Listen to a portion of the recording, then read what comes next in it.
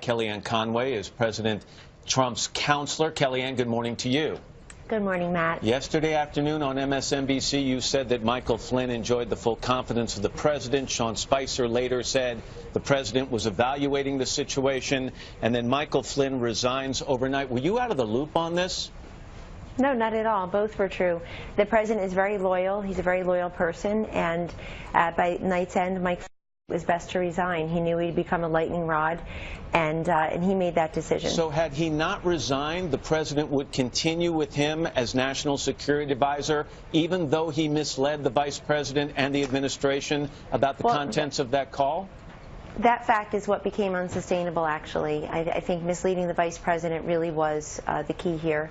And I spoke with the president this morning. He asked me to speak on his behalf and to reiterate that Mike Flynn had resigned. He decided that the situation had become unsustainable for him here, and of course the president accepted that resignation. You're saying that was the straw that broke the camel's back, but the White House knew about that last month when the Justice Department warned the White House that Mr. Flynn or General Flynn had not been completely honest in characterizing that conversation with the Russian ambassador, and they even went further to say that as a result of that dishonesty, he was at risk for blackmailing by the Russians.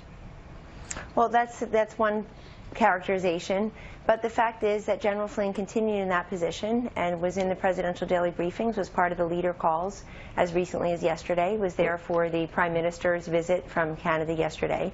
And as time wore on, obviously the situation had become unsustainable. Kellyanne, and General Flynn... That makes no sense. Last month, the Justice Department warned the White House that General Flynn had misled them, and that as a result, he was vulnerable to blackmail. And at that moment, he still had the complete trust of the president? Matt, I'm telling you what the president has said, which is that he's accepted General Flynn's resignation, and he wishes him well, and that we're moving on. There are at least 3 candidates, very strong candidates, that would be considered for a permanent position here. Obviously, General Keith Kellogg is the acting national security advisor starting today, and the president is moving forward. I want to go back to that ambassador back in December. You're starting to make me think that perhaps General Kelly was not freelancing during that call when he talked about or hinted, General Flynn, that he wasn't freelancing during that call, that in fact he may have been making that call on behalf of the administration or the incoming administration. Would that be accurate?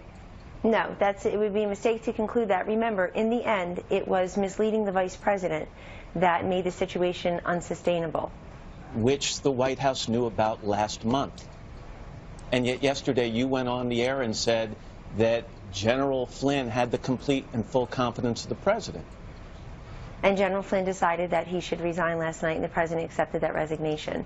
The president is very loyal, and he's been carrying forward with his entire team very effectively, frankly, and at this stage he accepted the resignation and he's moving on. But loyalty is one thing. Keeping a guy in a position of national security advisor who has communicated with the Russians and then misled the administration about the contents of that communication is entirely a different thing. Wouldn't you agree with that?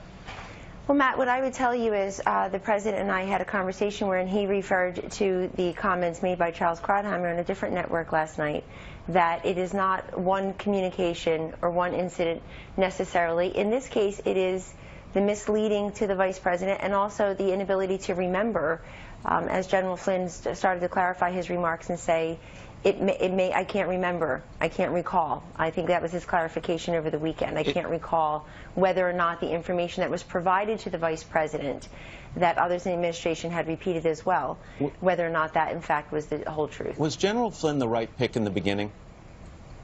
The president chose him, and he was very loyal, and he had a 30-plus year career in the military. I've talked to General Flynn on a number of occasions about that career. But isn't it kind of surprising that with that 30-year-plus career in the military, a guy who was about in December to be named National Security Advisor would not understand or realize that phone calls with a Russian ambassador are routinely wiretapped by U.S. intelligence officials, and that anything he said on that call might come back to haunt him? Well, you're presuming what General Flynn did or did not know. But the key here, and I want to repeat it, the key here is the misleading of the Vice President and others, the incomplete information or the inability to completely recall what did or did not happen as reflected in his debriefing of particular phone calls. That really was what happened here. Kellyanne Conway, we'll leave it at that. Kellyanne, thanks for your time this morning. I appreciate it.